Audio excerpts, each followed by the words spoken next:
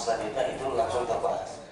Banyaknya aset Pemkot Makassar yang kini beralih tangan alias diklaim sebagai milik pribadi membuat fraksi Partai Nasdem DPRD Makassar mempertanyakan hal itu dalam rapat pansus pencarian aset yang berlangsung di kantor DPRD Makassar Kamis 9 Maret 2017.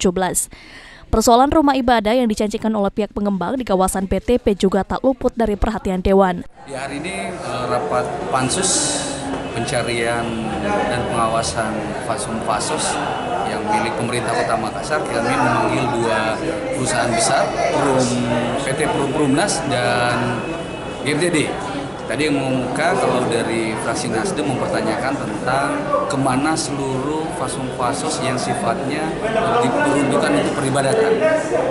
Seperti salah satu contoh di kawasan BTP sana, ada janji pengembang untuk memberikan satu rumah ibadah, tetapi sampai hari ini belum ada sama sekali.